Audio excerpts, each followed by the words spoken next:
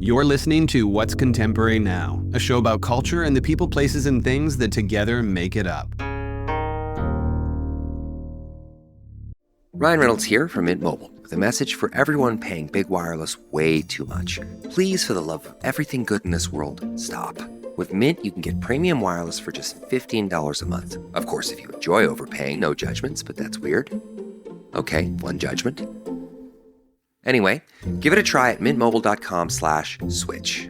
Upfront payment of $45 for 3-month plan, equivalent to $15 per month required. Intro rate first 3 months only, then full price plan options available. Taxes and fees extra. See full terms at mintmobile.com. I've always loved the idea of the editor, the ultimate gatekeeping role, but not that kind of middle person you end up resenting. It's more like the archetype of a world builder, and if they're good, you want to be a part of it. Culture's drifted in and out of its obsession with what's behind the curtain or who's responsible for shaping the things we love or love to hate on. Enter System, the publication that champions the industry's biggest creatives under the guise of industry reporting, but with cultural impact in mind. On the heels of its first ever System Collections issue, a project clearly destined to be collected, we sit down with the editor-in-chief, Jonathan Wingfield, to unpack the origins of the brand and explore how they're imagining its future.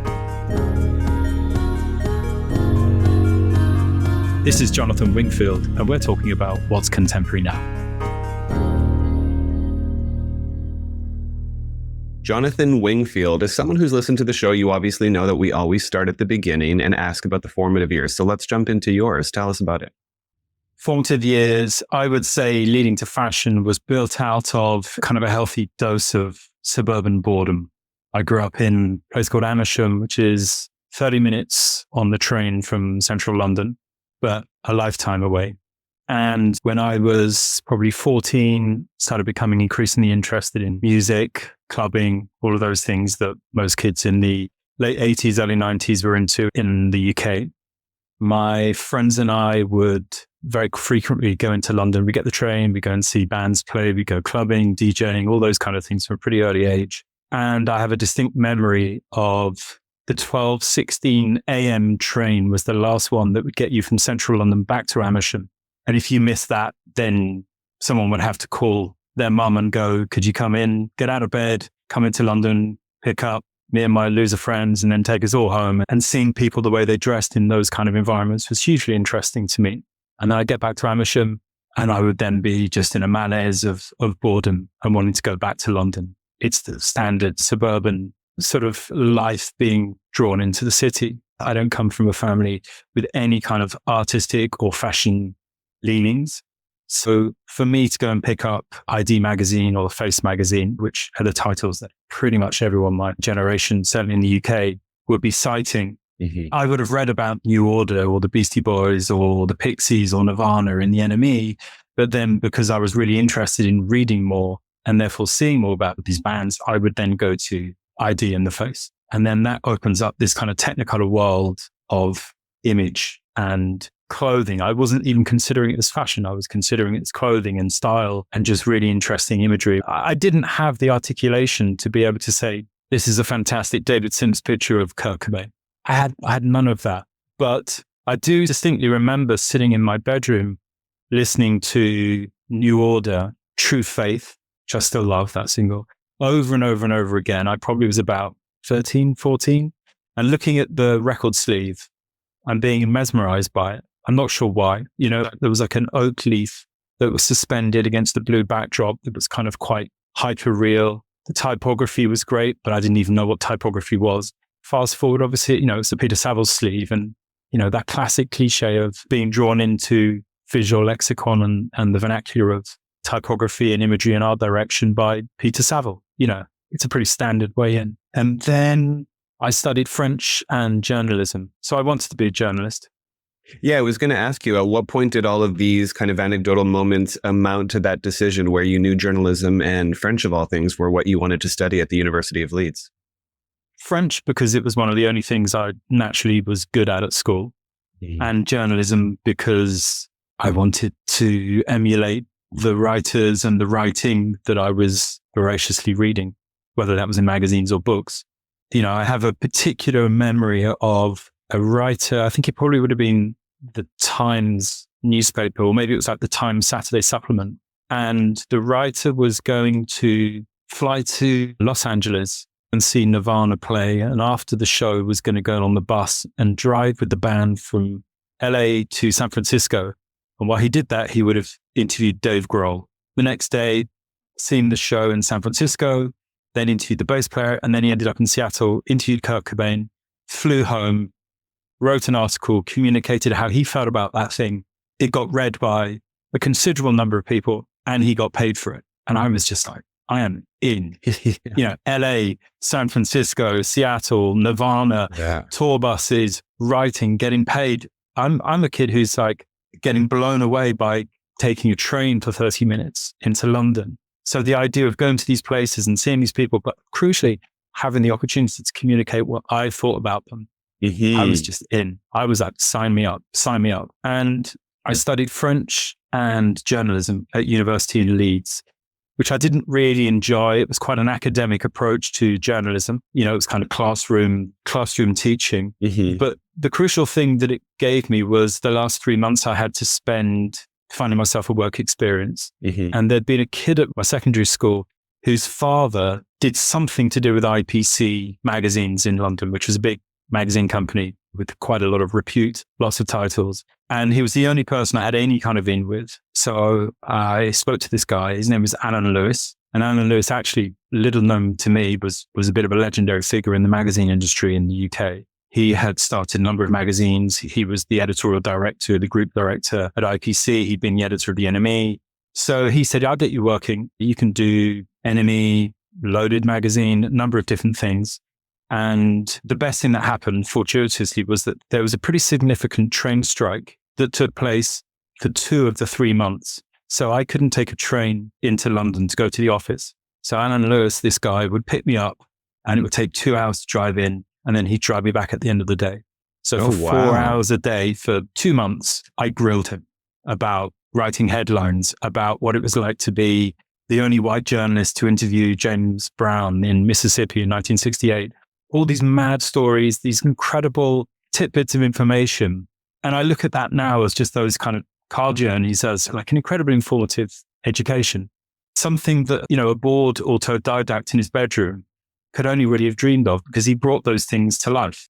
Well, that's like a fairy tale mentorship. I mean, that's not something that most people have the chance to even encounter. And I don't want to derail us too much, but you are bringing up the relevance of education as it applies to journalism. Right. And while we're seeing more and more use of things like ChatGPT and perhaps the absence of formal training, what are your thoughts on how journalism has evolved today? And I guess looking back at the importance now, does it make you think a little bit differently and maybe that more people should go? Or what are your thoughts? Look, it's like anything. We have access to everything, and we have access to tools where we can kind of practice in the public arena our interests and our fascinations, whether that's taking photographs or journalism, running a blog or whatever it is. And I'm probably not the best person to go to be an advocate or cheerleader for a conventional fashion journalism education, only because, as I said, I was frustrated by the confines of the classroom and wildly optimistic and passionate about the open road, as it were, and the actual, learning on the job. That said, I've been to Central St. Martin's. I've spoken to students in the fashion journalism communications course there. And I said to them, the thing that struck me was that the part of putting a magazine together, certainly System Magazine, which I'm sure we'll come on to at some point, my favorite part of putting System Magazine together after months of calling, wrangling, producing, et cetera, is being in our art director, Thomas Lontal's office in Paris, having probably done a bit of an all-nighter. And the last thing I'm doing is we've got the images in place, the text is all perfect.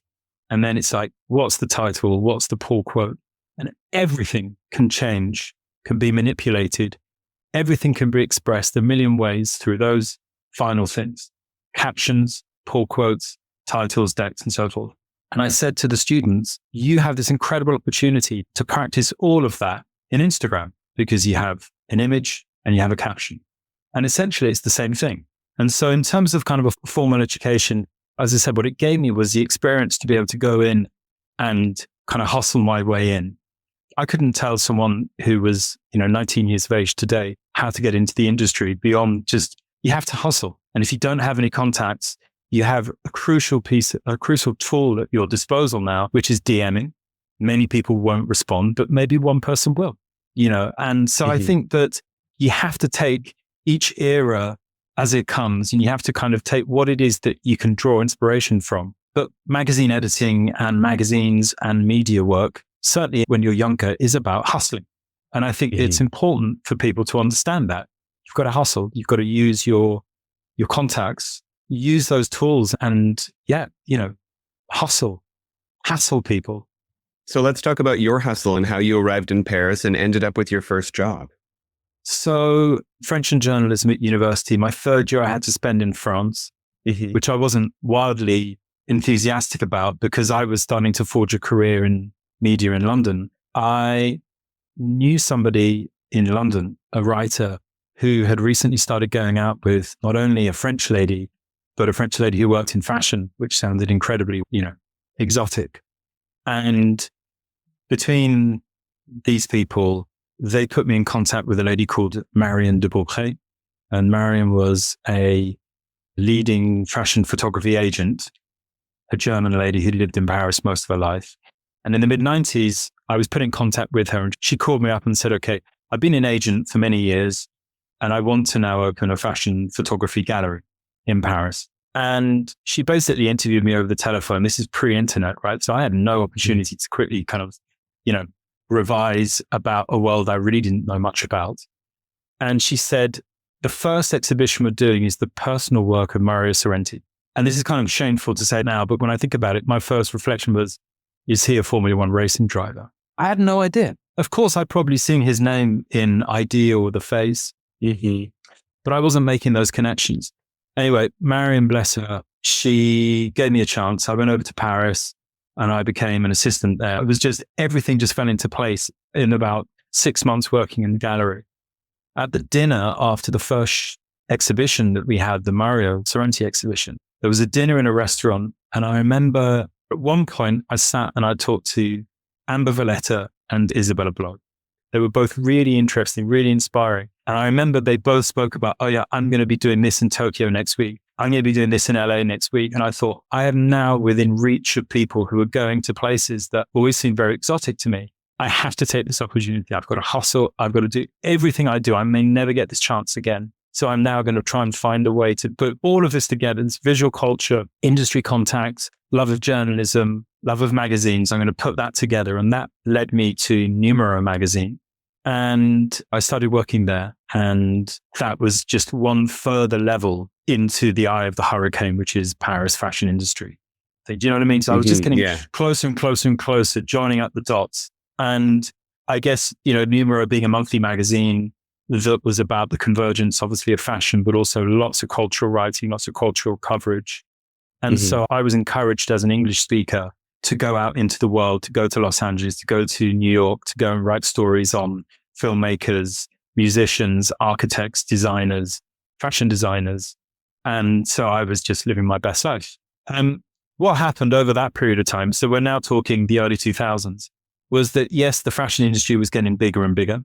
Yes, the scale of the ambition of designers and houses and businesses was growing. And so, there was lots to write about media-wise. But what also was happening was that I was finding that the more we tried to get access to higher profile people from, say, the movie industry or the music industry, the less good conditions we had in which to interview them. And at that same time, I was getting increasingly into that whole kind of culture of DVD box sets where they'd have the movie on disc 1 and they'd have the kind of the making of or the BTS on disc 2. You'd often have interviews with cinematographers, costume designers, production designers. And I often felt that you learnt more from the costume designer or certainly the cinematographer than you would about trying to interview the movie star.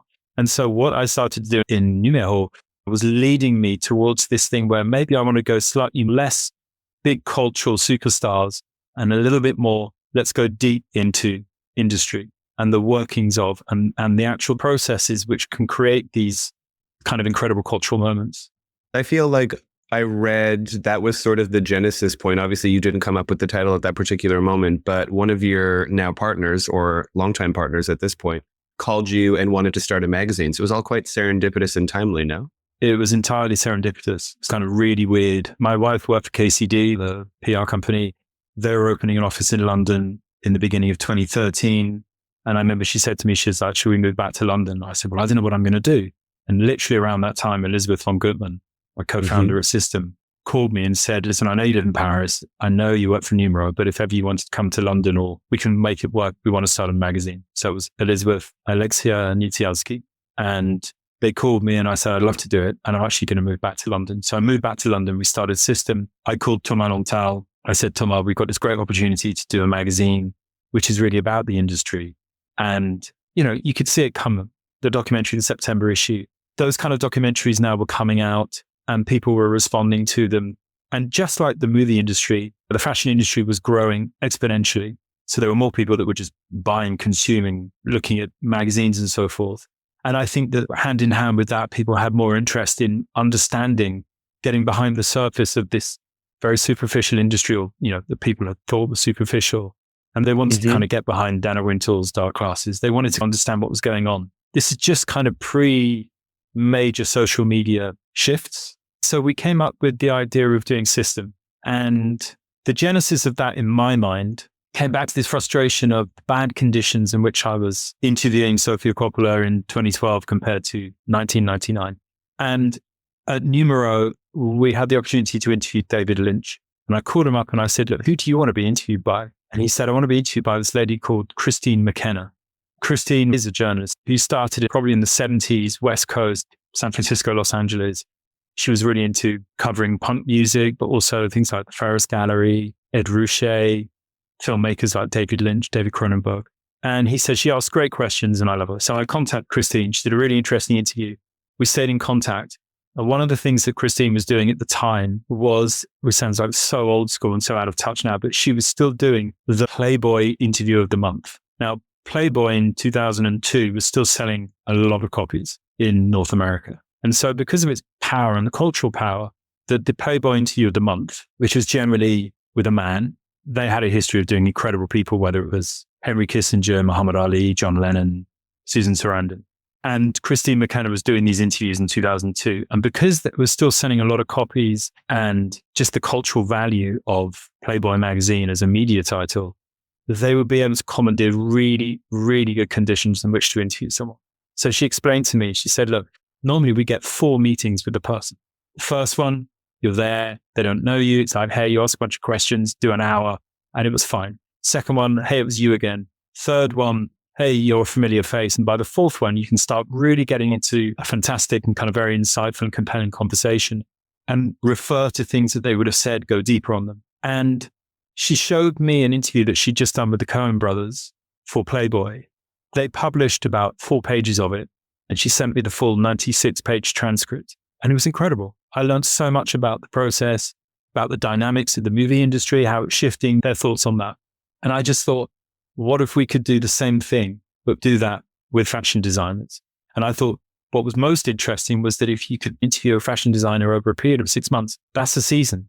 So you would actually be able to kind of follow, even if it was only obliquely, the working of a fashion designer over the period in which they would be working towards their next season. Now, of course, we know that often designers have worked very much to the last minute, but a 6-month period of interviewing and spending time with a fashion designer can yield really interesting insight into everything that they have to do. So that's where the genesis of wanting to do System magazine and the idea of doing long form interviews. We were very fortuitous that at the time when we started, Nicolas Ghesquière had recently quit Balenciaga in a slightly sort of shadowy manner. You know, I think there was an official statement that was put out saying he was leaving. No one really knew why. No one really knew where he was going, what was happening. And the great thing was he had time on his hands. He was between jobs. And so we contacted him and he agreed to speak. Initially, we did the interviews with him and with Marie-Amélie Sauvé, who you recently interviewed for your podcast. And so I did this first interview with Marie-Amélie and Nicolas. And then he said, okay, so shall we meet again in a few weeks' time and we'll do the next bit? But he had time. And there wasn't a conventional PR or publicist. I love publicists, by the way. I'm not being down on publicists, but there wasn't a publicist there going, okay, there's your 45 minutes. Thanks very much.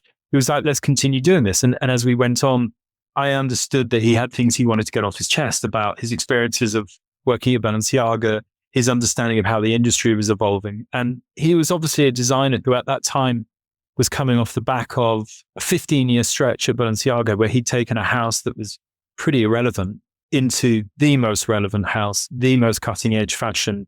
Season after season, he was doing incredible shows. He was pushing innovation. He was forging trends. So it was a great time to speak to him, and he absolutely wanted to play ball. So we ended up putting this really lengthy interview with him out, which had been played out over a space of probably about 4 or 5 months. I'd go back and forth and interview him. It was a huge entry into the market as a new title, that's for sure. Yeah. And it really sort of set the tone for our ambitions of what we wanted to do, the kind of people we wanted to speak to, but crucially, how we spoke to them. That idea of not just half an hour in a hotel room. And so we started like anyone would. You're attracted to the sort of preordained kings and queens of the industry, the people that we knew that we wanted to appeal to primarily an industry readership, but we didn't want to be B2B. We wanted it to have a look and feel that was appealing to a broader consumer. Because as I said before, people who are interested in fashion, this is not a community now, it's an ecosystem, it's the whole world. So even if you were just to take the industry itself, that industry was tenfold bigger than it had been 30 years previous. But then with the interest around the fashion industry, you could really reach a much bigger audience.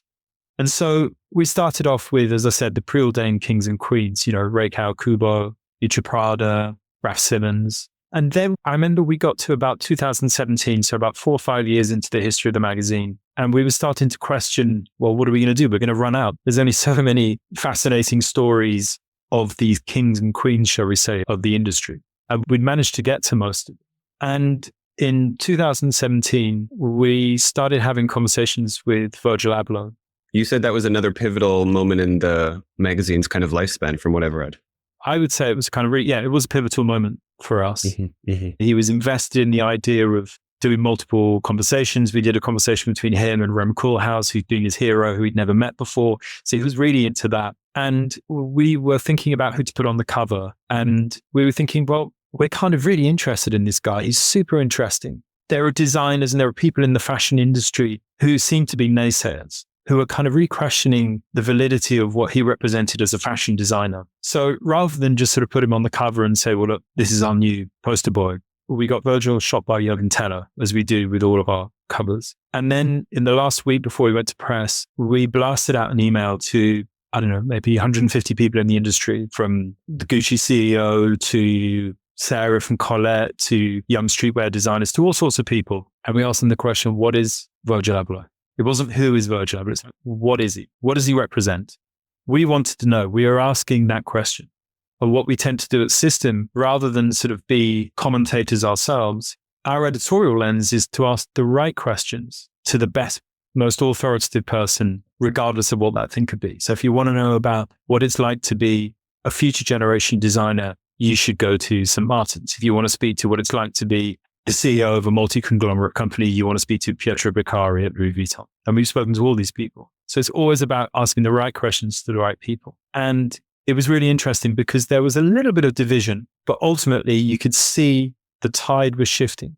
And that almost in real time, what had been skepticism or even cynicism, an active like, ooh, this doesn't seem authentic or real, which when you look back on it, and a pretty suspect kind of opinion about someone, who was outside the industry, but clearly was forging a unique path towards the center of the industry. Things were shifting, and we put Virgil on the cover and it blew up.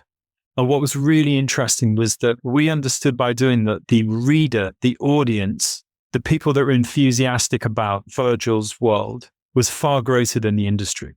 And for us, the thing that was most revealing was that, yes, we're speaking to an industry, but we're also now speaking to an audience that has real sway, that has real influence, that has a voice, that has social media, that can speak directly to their heroes, or can speak or can call out me as a magazine editor or you as a podcast host. They can speak to pretty much anyone in the industry. That sort of 1 foot in the industry, 1 foot outside the industry, which is what Virgil kind of really personified for me, did it so well, was a real eye-opener for us. And I think what it did was it just opened us to, rather than trying to find, okay, who's the next big person, let's just relax a little bit and let's just observe what's happening in the industry. Let's observe how the consumer and society is responding to things that could start like a real kind of microcosm in the fashion industry, but very quickly can have significant cultural value. And so that was a shift for us. That's something you brought up when we spoke the other day, which I thought was really interesting and would love to touch upon. And that's the magazine's relationship to time, right? Because in the media landscape, there's this sense of urgency around real-time reporting in terms of grabbing that mind share from readers across social, print, digital platforms, whatever it is that you guys are putting out. So tell us a little bit more about how you come to those types of decisions when it comes to who it is you feature and the timeline they're featured in.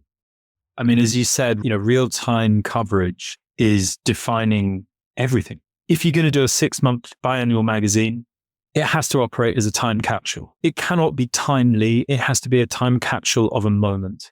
And so we're obviously very lucky in fashion that our calendar year, as it were, is basically bisected by 2 seasons.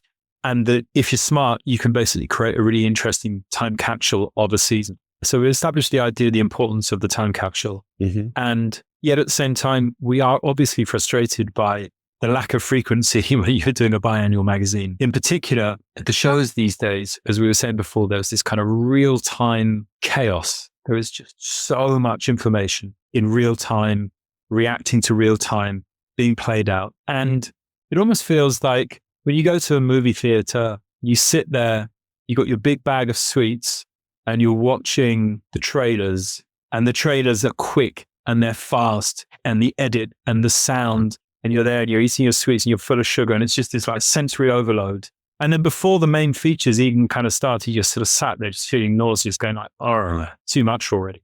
I sometimes feel about that when it comes to the fashion shows, and the coverage of those is so intense. And so what we wanted to do was to wait for the dust to settle on the chaos and the real-time coverage of the shows, but also to precede the commercialization of those collections. And then obviously the big books, the Vogues and so forth that will come out with their big September issues, the big editorials. There was a space for us to be able to satisfy our own desire to be able to react to the shows. Now we react to shows in real time. We go and interview the designers now. Susie Lau, Susie Bubble, she goes backstage for us. Elizabeth von Gutmann goes backstage for us, interviews the designers there and then. We get good access for them. But again, it's soundbite material. And it's really, really useful for us to be able to do that, to be able to say, we're here, we are present, and we are kind of roving reporters at the moment. But at the same time, we want to be able to go deep dive into that season. So the dust settles on the social media chaos. It's a good 2 or 3 months before the big titles and the clothes start hitting the stores. And what we've now done is created a product, a magazine, and a digital platform called System Collections. It will come out twice a year, which allows us basically to digest the fashion month, look at the shows, and then we'll go to one creative partnership, a photographer and a fashion stylist, and ask them to shoot a kind of a mega story, a good number of brands, like 80 pages, 80 brands, and to really sort of just test the temperature of what they've just seen. But how does that work in terms of clothing being made available, assuming that the collections are about the season that just showed? How does that work logistically? Basically, everything's shown on the runway. Mm-hmm. And all of those clothes are available for a finite period of time before they then go back off to showrooms, to buyers, and to the houses themselves. So we have a finite and a kind of a small window in which to be able to shoot, to get great samples, and to shoot at the kind of a survey, shall we say, subjective survey of the quote unquote looks of the season. And so in this instance, for our first issue, we asked Mark Keane, the photographer, and the stylist Vanessa Reed to basically look at those and to make this fantastic, great big shoot. To accompany that, we've also, on the last 2 days before everyone left Paris, we spoke to 15 different pairs of people, or some are solo, some are in pairs. A number of different people, critics, commentators, data analytics people, creatives, business people, about what they've seen and how they are deciphering that in the broader context of what's going on in the fashion industry at the moment, and of course, wider society. So we stockpiled all those conversations, put them all together. And then the last thing that we did was we asked a number of different people in the industry to then send us their favorite iPhone photo that they had taken. We figured that back in the 80s, William Klein would have been commissioned by Libération newspaper to go and kind of, l'œil de William Klein, the eye of William Klein on the shows. And he would have had access to the shows. He would have been taking things that were interesting in front of the shows. He would have also just documented how Paris shifted during Paris Fashion Week in the early 80s. Now, if you imagine that the best access that you can get is actually the people who are on the front row.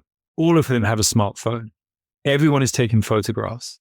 And thanks to the incredible technology of an iPhone now or a smartphone, it's difficult not to take a good picture, just in terms of light, And so by putting these three things together, so looks of the season, big fashion shoot, a series of deep dive conversations that really kind of get to the bottom of and decipher what's going on, what people have seen on the runway, what they think is happening in the industry, how they see the industry is responding to or driving shifts in society.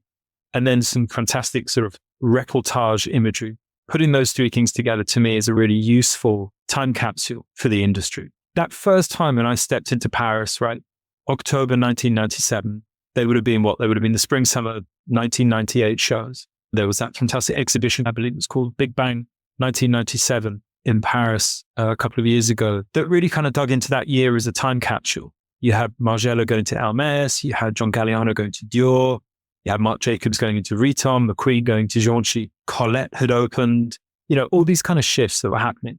Had someone have made a magazine, a time capsule that had, let's say, a fantastic stylist and photographer from 1997 capturing the looks of the season, Kathy Horan, Amy Spindler, Susie Menkes, buyers from that era, talking about what's going on and doing great reportage. If you'd put that together now, and if that was available now, I'd spend all my pocket money on it. Idea Books or Dashwood Books would be selling that for a lot of money because there's genuine value in it. Now, of course, you can't do that season after season and expect it to be this big cultural moment. But for sure, it's going to happen increasingly where there will be significant shifts. And as we know, we're leading up to a significant kind of reassembling of the playing cards of the fashion industry in what will be the shows in September, October. So it's kind of really good timing for us to be able to start this project, System Collections, and kind of hit our stride when we know there's going to be so much change and so much curiosity about what the meaning of that change will be in the season ahead of us. So let's talk about the interviews and the conversations that will be included in this collections piece, because it sounds like you got some goodies lined up.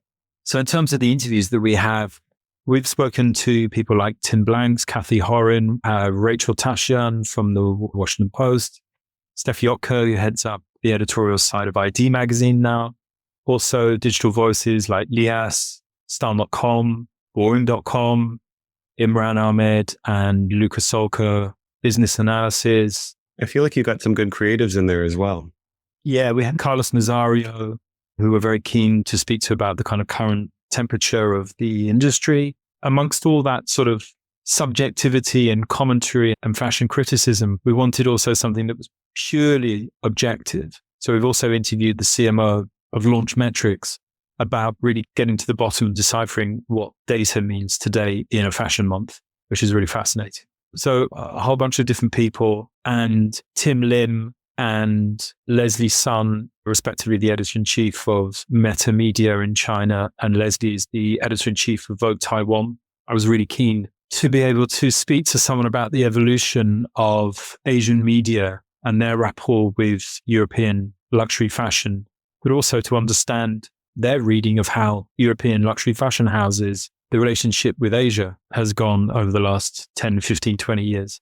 And to get that sort of sense of how one person's perspective has evolved, but also how an industry has been forced to evolve their relationship with the place where that person has been covering, to me is just an interesting perspective. And it's an important perspective, an important voice to put out there. Well, you're certainly a master of curating quality conversations when it comes to interview content. So what, according to Jonathan Wingfield, makes for a good interview? That's a good question. Top tips. Do your research. Don't be that idiot who's in the cab on the way to do the interview looking at Wikipedia. It's never going to do you any good. But at the same time, don't research too much, I find. Because if you research everything in every interview that the subject has done, you're going to end up stuck in the echo chamber of what's happened before. You've got to bring your own personality and your own curiosity and how you see the world, apply that to the person. So that would be my first piece. The second piece, and this has taken me a long time to kind of have the confidence to be able to lean into, is embrace pauses and embrace silence in an interview. When I was younger, oftentimes pretty nervous, a good anxiety, a good nervous to kind of try and deliver, but nonetheless quite nervous. You'd ask a question and the subject would be answering quite briefly, And then there'll be this moment of silence and you go, okay, I've got to move on to the next question now. But actually over time, I've understood often that when you ask that question, the first response that comes out is not particularly revealing because it's their impulse to answer. But what the person is often doing is actually considering a slightly more in-depth response or a more emotionally charged response to what the question is. So if you have the confidence to wait for that and wait for the silence, often that person will actually give you something that's way more insightful than if you're just like rattling through the questions. And I see it a lot on podcasts, not yours. Yours are fantastic.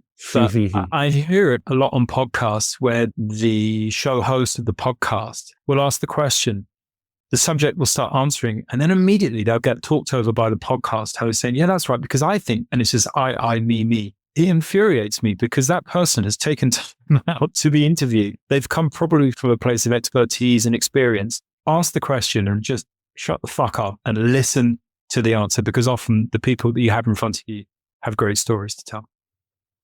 Beyond that, you could also take the pendulum swing the other side and go someone who's hugely enigmatic, who doesn't speak very often, on occasion can be really, really interesting people to interview. You'd have to take a different tack. I've interviewed David Bowie, moments of silence that were awkward, but again, you had to lean into that. And sometimes you have to accept that you're not going to get incredible responses in the same way that a political journalist may not get fantastic access, may not get any access. But by working around that and thinking, okay, well, the starting point is this person is enigmatic by their nature. So I'm not going to expect them to suddenly be on the couch and talk in incredibly effusive ways. But what can you do around that? And how can you lean into that sense of the enigma? Sometimes people just, that's how they are, whether they're naturally like that personality-wise or that's how they want to present themselves to the world. And that's great. Well said. And we can't let you go without asking the last question. What is contemporary now? That's a tough question. I've listened to other people on your podcast answer this, and I feel that other people have probably said the same thing. But when I thought about this just as we were starting, the first thing that comes in my mind is swerve the algorithm. We're living in an age now where politically we understand that echo chambers can create incredibly divisive situations like the one we are in now. And in a more kind of benign manner, believing in the algorithm of one's Instagram feed is a pretty reductive thing, I think. As much as I may really enjoy the things that I search for on Instagram because I've gone and searched them, I don't want to have that all day, every day. I want to be able to be inspired by things, which goes back to me being a kid in a record store or flicking through the pages of a magazine, something that I had no idea of, that was a discovery that was probably quite counterintuitive to my own tastes, to my own lifestyle, that could have set me off on a different path. And if you think about any great creative moment, creativity in itself is often a counterintuitive response by somebody. And what often happens by the most creative counterintuitive responses is that they then forge new realities, and that's called progress. And if we stay in the same echo chamber of reference points, certainly in fashion, that damages progress. And right now, I see a lot of things that are derivative. And I'm really, really enthusiastic about seeing things that are completely from left field.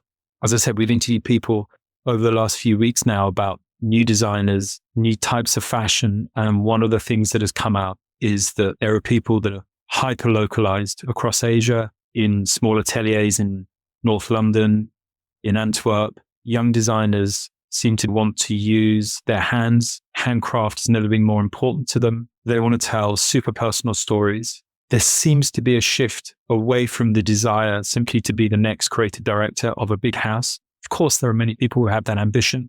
There seems to be a collective shift towards a designer who wants to find a rhythm that works for them in terms of creating a business, sustaining a business, but continuing this kind of counterintuitive spark that sets them off on a creative path.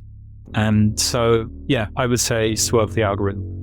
Wow, I think that's probably the most thoughtful, articulate response we've ever had in the history of the show. Thank you for the conversation, Mr. Wingfield. It was a good time. Good. Pleased we did this. Let's stay in touch. Thanks for tuning in to this episode of What's Contemporary Now. A special thanks to our producer, Sasha Grinblatt. Audio post-production by Chase Coughlin with original theme music by Joseph Topmiller and Chase Coughlin of The Black Soft. And visual design by Aaron Meager and Graham Prentice. Subscribe now to be the first to catch new episodes each week, and if you've enjoyed listening, we'd love to hear from you. Leave us a review and let us know your thoughts. Your feedback helps us improve and reach more listeners like you. Follow us on Instagram and LinkedIn for additional content and join the conversation. Let us know what you think is contemporary now.